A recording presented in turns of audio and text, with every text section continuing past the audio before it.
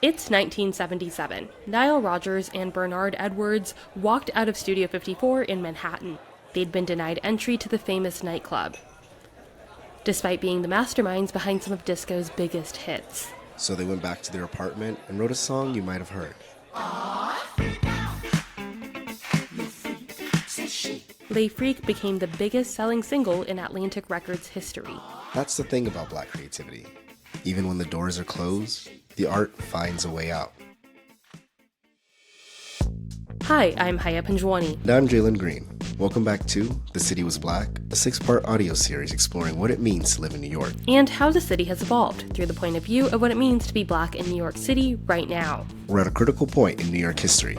And, as you'll learn throughout this podcast, the city would not be the rich melting pot of cultures it is right now without the contributions of Black people. There isn't a single issue in the city right now that doesn't impact Black people, whether that's immigration, housing, or education.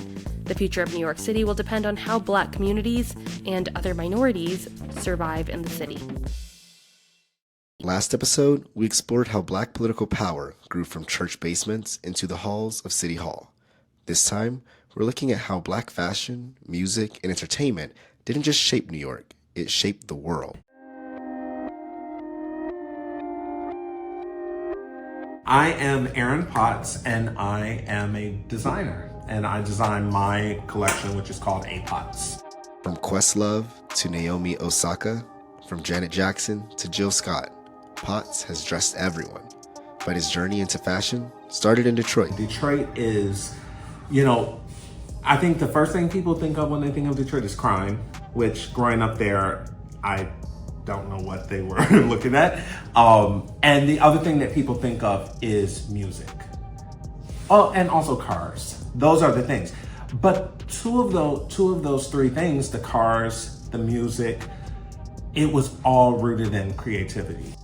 He moved to New York in the 90s to study at the Parsons School of Design, and what he found was a city where Black culture and queer culture were driving the creative engine. It was Black culture and queer culture were like the two predominant creative forces in New York City. And that culture landed him to find one of his biggest influences, the Black Panthers. All Black, huge natural afros.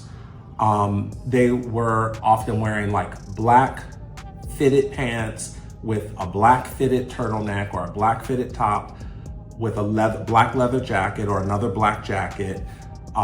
They were pretty famous for their Black berets that they wore. And they'd have on Black gloves and Black boots or Black shoes. And it was like a sea of all these like beautiful Black people with these huge afros in head to toe Black. Because for the Black Panthers, fashion wasn't shallow. It was armor. They had a very keen understanding that how they physically looked and how they physically were perceived actually spoke to their message. It was not happenstance that they dressed like that. I think it was very intentional, and it walked lockstep with their philosophy. A philosophy of resistance that made itself known specifically in Harlem, where Black fashion originated from expression through clothing. It wasn't just about looking your best, but expressing yourself through the structure of modern fashion to show a strength that blared loud even when their words were not heard.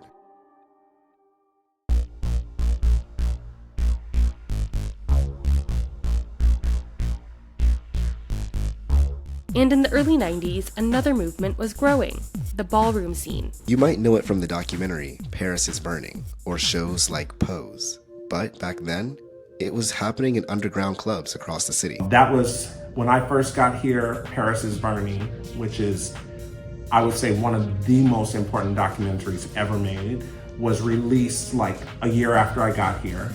That was such a, I would say, almost like a microcosm of showing how influence sort of like, it starts in these little dark places where people are often marginalized, and they go into these secluded places to be able to express and create based on their whatever their culture is. Potts remembers seeing RuPaul before Supermodel and Drag Race, just dancing on boxes in Union Square. Started to see how those people influence people, because what was happening is you started getting, a model or a photographer or an art director or someone would go to a ball or go see Paris is Burning or hang out with someone, or they saw them on the pier.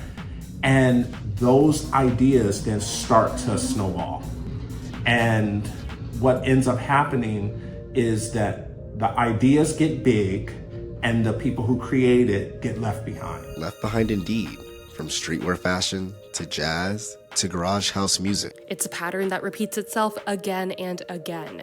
Black and queer communities create, the mainstream appropriates, the creators forgotten. But Potts was lucky. When he got to New York, there was a generation of Black designers who made space for young creatives like him. There was a generation of Black fashion designers in New York City when I got here. Isaiah Rankin, Michael McCollum, Patrick Kelly, Jeffrey Banks is like old school. I was able to see these people, see them working, seeing how they experience New York City, and I was so lucky that I actually got to meet them and sort of fold myself into their circle. Those designers, along with legends like Andre Leon Talley, created what Potts calls a secondary fashion culture, where they could step into the mainstream, but then always fall back on what they created.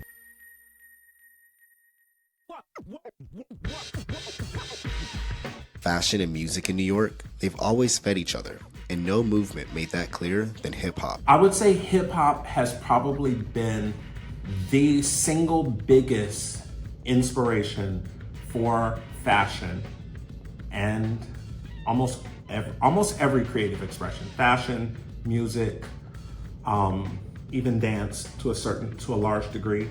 Michael Kilgore is a Grammy-nominated R&B singer and Broadway actor. He's been in New York for 20 years, and he's watched the city's creative landscape shift. I am an R&B singer-songwriter. Also, I am a theater performer in New York City, a Broadway actor. When Kilgore first got to New York in the early 2000s, the city still had physical spaces where Black music thrived. The place is called Village Underground. It was like the open mic in New York City. Cheryl Pepsi Riley used to host. You could go in one night and all of a sudden Prince would be there performing. There was kind of a feeling of like you could be found there. You could be discovered. You could grow a fan base there.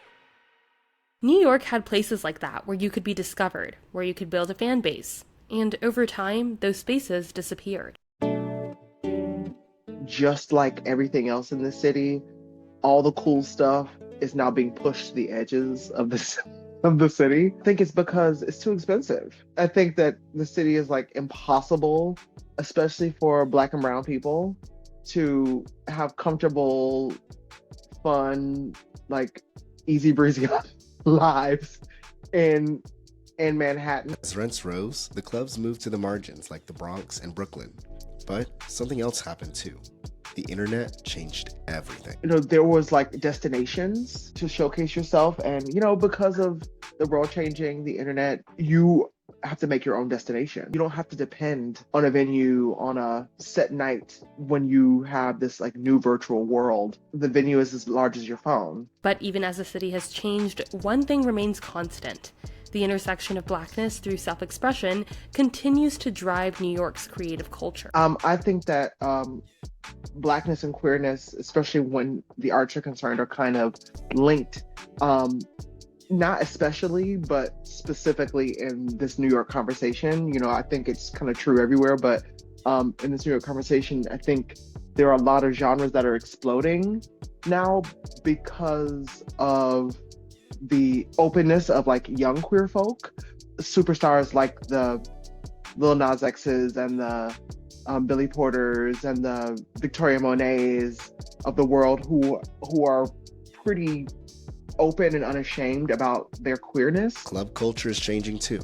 It's not just hip hop anymore. It's like dance culture. It's, there is an opening in Black queer spaces now for them to put their stamp on the art that's being made. And Kilgore sees a pattern in history. When the world gets darker, the art gets brighter. It was like, it's pretty historic that when the regime is most oppressive, queer spaces are most liberated.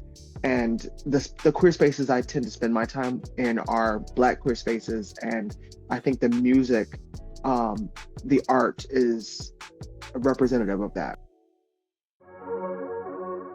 We asked both Potts and Kilgore about the future, and both of them wrestled between hope and fear. I have thoughts and ideas and wishes for what I want for Black designers.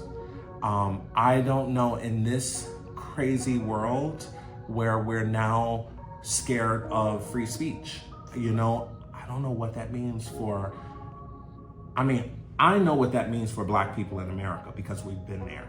That scares me. So I wrestle often with this hope for free creative expression. But then there's another part of me that's, how do I balance that if we can't even speak freely? Potts wants Black designers to get the same support, the same resources, the same opportunities as their white counterparts. He wants recognition for the work they've put in.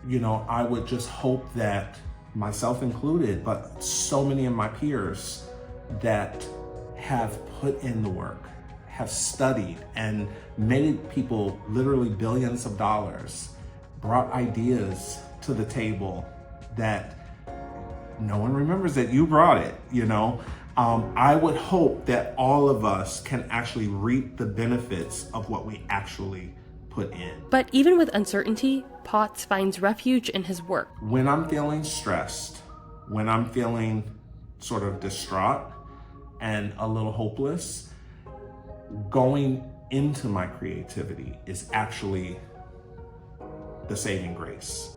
And Kilgore is thinking about ownership. Really, it's about who owns the space. Whoever owns the space gets to decide what the story is. They get to decide who's popular, who's in the front. He wants Black art to be more than something to admire from a distance. So I want, Black art to, of course, be celebrated and venerated, but I also want it to be used in the way that it's meant to be used. So Anne believes that no matter how much people try to ignore it, the truth will become undeniable. We're gonna have to reconcile that Black music is American music in good and bad ways. It's gonna be really difficult. The stuff that we have said is not Black, well, it actually is. From the creation of hip-hop to the ballroom stages of Harlem, from Village Underground to the edges of Brooklyn, Black fashion and music in New York have never just been about entertainment. They've been about survival, about joy, about creating something beautiful in a world that doesn't always make space for you. Next time on The City Was Black, education. How Black students and educators have fought for a seat at the table, and how the city's schools still struggle to deliver on the promise of equal education. This is The City Was Black with your hosts, Haya Panjwani, and me, Jaylen Green. This series is produced with guidance from AP Managing Editors Ron Vampel and Aaron Morrison. Special thanks to our guests, Aaron Potts and Michael Kilgore. Thanks for listening. For more on the AP's race and ethnicity coverage, visit apnews.com.